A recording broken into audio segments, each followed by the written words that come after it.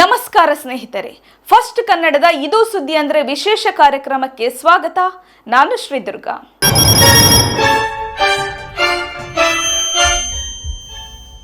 ಗೆಳೆಯರೇ, ನಾವೀಗ 2026ರಲ್ಲಿ ಬದುಕುತ್ತಿದ್ದೇವೆ. ಮಂಗಳ ಗ್ರಹದಲ್ಲಿ ನೀರು ಹುಡುಕುವ ಕೃತಕ ಬುದ್ಧಿಮತ್ತೆಯ ಅಂದ್ರೆ AI ಮೂಲಕ ಇಡೀ ಜಗತ್ತನ್ನೇ ಅಂಗೈಯಲ್ಲಿ ನೋಡುವ ಕಾಲಘಟ್ಟ ನಮ್ಮದು. ತಂತ್ರಜ್ಞಾನದಲ್ಲಿ ನಾವು ಎಷ್ಟೇ ಮುಂದುವರಿದಿದ್ದರೂ ನಮ್ಮ ಸಮಾಜದ ತಲೆಬುರುಡೆಯೊಳಗೆ ತುಂಬಿರುವ ಜಾತೀಯತೆಯ ಕೊಳೆ ಮಾತ್ರ ಇನ್ನೂ ಹಾಗೇ ಇದೆ. ನಾವು ಎಷ್ಟೇ ದೊಡ್ಡ ದೊಡ್ಡ ಮಾತುಗಳನ್ನಾಡಿದರೂ ನಮ್ಮ ನಡುವೆ ಇರುವ ಅಸ್ಪೃಶ್ಯತೆ ಎಂಬ ಮಹಾಮಾರಿ ಇನ್ನೂ ಸತ್ತಿಲ್ಲ. ನನ್ನ ಈ ಮಾತಿಗೆ ಸಾಕ್ಷಿಯಾಗಿ ಇತ್ತೀಚೆಗೆ ನಡೆದ 2 ಅತ್ಯಂತ ಅಮಾನವೀಯ ಮತ್ತು ಕರಾಳ ಘಟನೆಗಳನ್ನು ನಿಮ್ಮ ಮುಂದೆ ಇಡುತ್ತಿದ್ದೇನೆ. ಈ ಘಟನೆಗಳನ್ನು ನೋಡಿದ ಮೇಲೆ ನಿಮ್ಮ ರಕ್ತ ಕುದಿಯದಿದ್ರೆ ದಯವಿಟ್ಟು ನಿಮ್ಮ ಮಾನವೀಯತೆಯನ್ನು ಒಮ್ಮೆ ಪರೀಕ್ಷಿಸಿಕೊಳ್ಳಿ. ಮೊದಲು ಈ ದೃಶ್ಯವನ್ನು ಸರಿಯಾಗಿ ಗಮನಿಸಿ. ಧಾರಾಕಾರ ಮಳೆ ಸುರಿಯುತ್ತಿದೆ.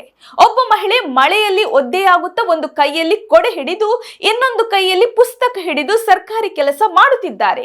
ಅವರು ಬೇರಾರೂ ಅಲ್ಲ, ನಮ್ಮದೇ ಕರ್ನಾಟಕದ ದಕ್ಷಿಣ ಕನ್ನಡ ಜಿಲ್ಲೆಯ ಬೆಳ್ತಂಗಡಿ ತಾಲೂಕಿನ ಶಿರ್ಲಾಲು ನೆರೆಯ ಗ್ರಾಮದ ಮತಗಟ್ಟೆ ಮಟ್ಟದ ಅಧಿಕಾರಿ BLO. ನಮ್ಮೆಲ್ಲರ ಗುರುತಿನ ಚೀಟಿ ಚುನಾವಣೆ ಪ್ರಕ್ರಿಯೆಗಳಿಗಾಗಿ ಮನೆ ಮನೆಗೆ ಬಂದು ಮಾಹಿತಿ ಕಲೆ ಹಾಕುವ ಸರ್ಕಾರದ ಪ್ರತಿನಿಧಿ ಅವರು. ಆದ್ರೆ ಆ ಮನೆಯ ಜಗಲಿಯಲ್ಲಿ ಅಂದ್ರೆ ವರಾಂಡದಲ್ಲಿ ನಿಂತಿರುವ ಮಹಿಳೆಯನ್ನು ನೋಡಿ, ಅವರ ಮುಖದಲ್ಲಿ ಒಂದು ಚೂರು ಪಶ್ಚಾತ್ತಾಪವಾಗಲಿ ಮಾನವೀಯತೆಯಾಗಲಿ ಕಾಣುತ್ತಿಲ್ಲ. BLO ಮಹಿಳೆ ಮಳೆಯಲ್ಲಿ ನೆನೆಯುತ್ತಿದ್ರು. ಬನ್ನಿ, ಮಳೆ ಬಿಡುವವರೆಗೆ ಸ್ವಲ್ಪ ಹೊತ್ತು ಇಲ್ಲಿ ನೆರಳಲ್ಲಿ ನಿಂತುಕೊಳ್ಳಿ ಎಂದು ಹೇಳುವ ಸೌಜನ್ಯವನ್ನು ಆ ಮನೆಯವರು ತೋರಿಸಲಿಲ್ಲ. ಇದಕ್ಕೆ ಕಾರಣ ಏನು ಗೊತ್ತೇ? ಆ BLO ಅಧಿಕಾರಿ ಕೆಳಜಾತಿಗೆ ಸೇರಿದವರು ಎಂಬ ಒಂದೇ ಒಂದು ಕೀಳು ಮನಸ್ಥಿತಿ. ವಿಡಿಯೋದಲ್ಲಿ ನೀವು ಸ್ಪಷ್ಟವಾಗಿ ನೋಡಬಹುದು. ಮನೆಯ ಜಗಲಿಯ ಮೇಲೆ ಒಂದು ಚಾಪೆಯನ್ನು ಹಾಸಲಾಗಿದೆ. ಆ ಚಾಪೆ ಕೇವಲ ಕೂರಲು ಹಾಕಿದ್ದಲ್ಲ, ಅದು ಅಸ್ಪೃಶ್ಯತೆಯ ಗಡಿರೇಖೆ. ನೀನು ಕೆಳಜಾತಿಯವಳು, ಆ ಚಾಪೆಯ ಆಚೆಗೆ ನಿಂತು ನಿನ್ನ ಸರ್ಕಾರಿ ಕೆಲಸ ಮಾಡು ಎಂಬ ಅಹಂಕಾರದ ಸಂಕೇತ ಅದು. ಸರ್ಕಾರದ ಕೆಲಸಕ್ಕೆ ಬಂದ ಅಷ್ಟು ಹೊಣೆಗಾರಿಕೆಯಿಂದ ಮಳೆಯನ್ನು ಲೆಕ್ಕಿಸದೆ ದುಡಿಯುತ್ತಿರುವ ಒಬ್ಬ ಮಹಿಳೆಗೆ ಈ ಗತಿಯಾದ್ರೆ ಇನ್ನು ಅದೇ ಊರಿನ ಸಾಮಾನ್ಯ ಶೋಷಿತ ವರ್ಗದ ಜನರ ಪರಿಸ್ಥಿತಿ ಏನಾಗಿರಬೇಡ. ಯೋಚನೆ ಮಾಡಿ. ಇದು ನಾವೆಲ್ಲರೂ ತಲೆ ತಗ್ಗಿಸುವಂತಹ, ನಮ್ಮ ಶಿಕ್ಷಣ ವ್ಯವಸ್ಥೆಯನ್ನೇ ಅಣಕಿಸುವಂತಹ ಘಟನೆ. ಸ್ನೇಹಿತರೆ, ಇದು ಕೇವಲ ಒಂದು ಊರಿಗೆ ಅಥವಾ ಒಂದು ಮೂಲೆಗೆ ಸೀಮಿತವಾದ ರೋಗವಲ್ಲ. MahaExpress.com ವರದಿ ಮಾಡಿರುವ ಈ 2ನೇ ಪ್ರಕರಣವನ್ನ ನೋಡಿ. ಇಲ್ಲೂ ಕೂಡ ಜಾತೀಯತೆಯ ವಿಷಕಾರುವ ಮನಸ್ಥಿತಿಗೆ ಬಲಿಯಾಗಿರುವುದು ಮತ್ತೊಬ್ಬ ಮಹಿಳೆ. ಸಮಾಜದಲ್ಲಿ ಎಲ್ಲರಂತೆ ಬೆರೆಯುವ, ಎಲ್ಲರಂತೆ ಬದುಕುವ ಹಕ್ಕು ಸಂವಿಧಾನಬದ್ಧವಾಗಿ ಪ್ರತಿಯೊಬ್ಬರಿಗೂ ಇದೆ. ಆದ್ರೆ ಈ ಪ್ರಕರಣದಲ್ಲಿ ಆ ಮಹಿಳೆಗೆ ಸಾರ್ವಜನಿಕವಾಗಿ ಕೇವಲ ಆಕೆಯ ಜಾತಿಯ ಕಾರಣಕ್ಕಾಗಿ ಅವಮಾನ ಮಾಡಲಾಗಿದೆ. ಆಕೆಯನ್ನು ಅತ್ಯಂತ ಕೀಳಾಗಿ ಕಾಣಲಾಗಿದೆ. ಇದು ಕೇವಲ ಅವಮಾನವಲ್ಲ, ಇದು ಮಾನಸಿಕ ಅತ್ಯಾಚಾರ. ದೈಹಿಕವಾಗಿ ಹೊಡೆದರೆ ಗಾಯ ವಾಸಿಯಾಗುತ್ತದೆ, ಆದ್ರೆ ಜಾತಿಯ ಹೆಸರಲ್ಲಿ ಮಾಡುವ ಇಂತಹ ನಿಂದನೆಗಳು ಮನುಷ್ಯನ ಆತ್ಮವಿಶ್ವಾಸವನ್ನೇ ಕೊಂದು ಬಿಡುತ್ತವೆ. ಒಂದು ಕಡೆ ನೆರೆಯ ಗ್ರಾಮದಲ್ಲಿ ಮಳೆಯಲ್ಲಿ ನೆನೆಯುತ್ತಾ ಕರ್ತವ್ಯ ಮಾಡುತ್ತಿರುವ ಸರ್ಕಾರಿ ಅಧಿಕಾರಿ, ಇನ್ನೊಂದು ಕಡೆ ಸಮಾಜದ ಮಧ್ಯೆ ಜಾತಿ ನಿಂದನೆಗೆ ಒಳಗಾದ ಮತ್ತೊಬ್ಬ ಮಹಿಳೆ. ಈ 2 ಬೇರೆ ಬೇರೆ ಘಟನೆಗಳು ಮೇಲ್ನೋಟಕ್ಕೆ ಬೇರೆಯಾಗಿ ಕಂಡರೂ ಇವೆರಡರ ಹಿಂದಿರುವ ಕ್ರೂರ ಮನಸ್ಥಿತಿ ಒಂದೇ. ಅದುವೇ ನಾನು ಮೇಲು ನೀನು ಕೀಳು ಎಂಬ ಕೊಳೆತ ರೋಗ. ನಾವೆಲ್ಲರೂ ಸಾಮಾಜಿಕ ಜಾಲತಾಣಗಳಲ್ಲಿ ವೇದಿಕೆಯ ಮೇಲೆ ಸಮಾನತೆಯ ಬಗ್ಗೆ ಭಾಷಣ ಬಿಗಿಯುತ್ತೇವೆ. ದೇವಸ್ಥಾನಗಳಲ್ಲಿ ದೇವಿಯ ಮೂರ್ತಿಗೆ ನಮಸ್ಕರಿಸುತ್ತೇವೆ. ಆದ್ರೆ ನಮ್ಮದೇ ಊರಲ್ಲಿ ನಮ್ಮೆದುರಿಗೆ ಒಬ್ಬ ಮಹಿಳೆಗೆ ಈ ರೀತಿ ಜಾತಿಯ ಹೆಸರಲ್ಲಿ ಅವಮಾನವಾಗುತ್ತಿರುವಾಗ ನಾವೇನು ಮಾಡುತ್ತಿದ್ದೇವೆ?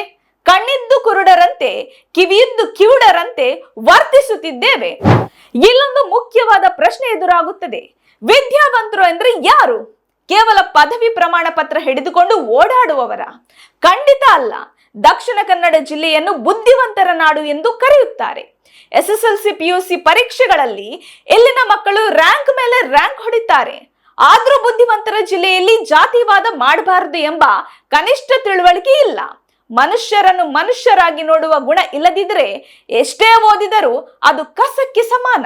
ಈ 2 ಘಟನೆಗಳಲ್ಲಿ ಅವಮಾನಿತರಾದ ಮಹಿಳೆಯರಿಗೂ ಆ ಅಹಂಕಾರ ತೋರಿದವರಿಗೂ ರಕ್ತದ ಬಣ್ಣದಲ್ಲಿ ಏನಾದ್ರೂ ವ್ಯತ್ಯಾಸವಿದೆಯೇ? ಇಲ್ಲ ತಾನೆ? ಇದೇ ಜಾತೀಯತೆ ಮಾಡುವವರು ನಾಳೆ ಆಸ್ಪತ್ರೆಗೆ ಬಿದ್ದಾಗ, ರಕ್ತ ಬೇಕಾದಾಗ ನನಗೆ ಇದೇ ಜಾತಿಯವರ ರಕ್ತ ಕೊಡಿ ಎಂದು ಕೇಳುವ ಧೈರ್ಯ ಮಾಡುತ್ತಾರೆ. ದುಡ್ಡು, ಅಧಿಕಾರ, ಲಾಭ ಬರುವಾಗ ಯಾವ ಜಾತಿಯವರಾದ್ರೂ ನಡೆಯುತ್ತದೆ. ಆದ್ರೆ ಮನೆಗೆ ಬರುವ ಅಧಿಕಾರಿಗಳಿಗೆ, ಸಾಮಾನ್ಯ ಮಹಿಳೆಗೆ ಮಾತ್ರ ಅಸ್ಪೃಶ್ಯತೆಯ ಬೇಲಿ. ಎಂತಹ ನಾಚಿಗೇಡಿನ ಇಬ್ಬಗೆಯ ನೀತಿ ನಮ್ದು. ಈಗ ನಮ್ಮ ಕಾನೂನು ಮತ್ತು ವ್ಯವಸ್ಥೆಯ ಬಗ್ಗೆ ಸ್ವಲ್ಪ ಮಾತನಾಡೋಣ. ಸಂವಿಧಾನ ಶಿಲ್ಪಿ ಡಾಕ್ಟರ್ BR ಅಂಬೇಡ್ಕರ್ ಅವರು ಬರೆದ ಸಂವಿಧಾನದ ಆರ್ಟಿಕಲ್ 17 ಅತ್ಯಂತ ಸ್ಪಷ್ಟವಾಗಿ ಹೇಳುತ್ತದೆ, ಅಸ್ಪೃಶ್ಯತೆಯ ಆಚರಣೆ ಶಿಕ್ಷಾರ್ಹ ಅಪರಾಧ ಎಂದು. ಇದರ ಜೊತೆಗೆ ಶೋಷಿತ ವರ್ಗದ ರಕ್ಷಣೆಗಾಗಿ ಅತ್ಯಂತ ಕಠಿಣವಾದ ಕಾಯ್ದೆಗಳಿವೆ. ಆದ್ರೆ ನಮ್ಮ ಆಡಳಿತ ವ್ಯವಸ್ಥೆ ಮತ್ತು ಪೊಲೀಸ್ ಇಲಾಖೆ ಏನು ಮಾಡುತ್ತಿದೆ? ಕರ್ತವ್ಯ ನಿರತ ಸರ್ಕಾರಿ ಅಧಿಕಾರಿಗೆ ಅವಮಾನ ಮಾಡಿದವರ ಮೇಲೆ, ಹಾಗೆಯೇ ಮತ್ತೊಬ್ಬ ಮಹಿಳೆಗೆ ಜಾತಿ ನಿಂದನೆ ಮಾಡಿದವರ ಮೇಲೆ ಈ ಕ್ಷಣದವರೆಗೂ ಕಠಿಣ ಕ್ರಮ ಜರುಗಿಸಬೇಕಿತ್ತು. ಅವರನ್ನು ಬಂಧಿಸಿ ಜೈಲಿಗೆ ತಳ್ಳಬೇಕಿತ್ತು. ಆದ್ರೆ ಇಂತಹ ಘಟನೆಗಳು ನಡೆದಾಗ ವ್ಯವಸ್ಥೆ ಜಾಣ ಕುರುಡು ಪ್ರದರ್ಶಿಸುತ್ತದೆ. ಇದು ಕೇವಲ ಆ 2 ಮಹಿಳೆಯರಿಗೆ ಆದ ಅವಮಾನವಲ್ಲ, ಇದು ಇಡೀ ಸರ್ಕಾರಿ ವ್ಯವಸ್ಥೆಗೆ, ನಮ್ಮ ಪ್ರಜಾಪ್ರಭುತ್ವಕ್ಕೆ ಮತ್ತು ಸಂವಿಧಾನಕ್ಕೆ ಆದ ಅಪಚಾರ. ಇಲ್ಲಿ ಯಾರು ಅಪರಾಧಿಗಳು? ಆ ಕೃತ್ಯ ಎಸಗಿದವರು ಮಾತ್ರವಲ್ಲ. ಇಂತಹ ಅನ್ಯಾಯಗಳನ್ನು ಕಣ್ಣಾರೆ ಕಂಡರೂ ನಮಗ್ಯಾಕೆ ಬೇಕು ಎಂದು ಸುಮ್ಮನಿರುವ ನಮ್ಮ ಸಮಾಜವೇ ಅತಿ ದೊಡ್ಡ ಅಪರಾಧಿ. ಕೊನೆಯದಾಗಿ ನನ್ನ ಯುವ ಸ್ನೇಹಿತರಿಗೆ ಒಂದು ಕಿವಿ ಮಾತು. ನಮ್ಮ ಹಿರಿಯರ ಕಾಲದಲ್ಲಿ ಏನೆಲ್ಲ ನಡೆಯಿತು, ಆ ತಪ್ಪುಗಳನ್ನು ನಾವು ಈಗ ತಿದ್ದಲು ಸಾಧ್ಯವಿಲ್ಲ. ಆದ್ರೆ ಇಂದಿನ ಯುವ ಪೀಳಿಗೆ ಮುಂದಿನ ಭವಿಷ್ಯವನ್ನು ಕಟ್ಟುವ ನಾವು ಈ ಜಾತೀಯತೆಯ ಕಸವನ್ನು ನಮ್ಮ ತಲೆಯಲ್ಲಿ ಇಟ್ಟುಕೊಳ್ಳಬಾರದು. ಯಾರೇ ಆಗಿರಲಿ, ನಿಮ್ಮ ಕಣ್ಣೆದುರು ನಿಮ್ಮ ಊರಿನಲ್ಲಿ ಇಂತಹ ಅಮಾನವೀಯ ಘಟನೆಗಳು ನಡೆದರೆ ದಯವಿಟ್ಟು ಮೌನವಾಗಿರಬೇಡಿ. ಧ್ವನಿ ಎತ್ತಿ ಪ್ರಶ್ನೆ ಮಾಡಿ. ನೆರಿಯ ಗ್ರಾಮದ ಆ BLO ಅಧಿಕಾರಿ ಮತ್ತು ಆ ನೊಂದ ಮಹಿಳೆಗೆ ನಮ್ಮದೊಂದು ಸೆಲ್ಯೂಟ್.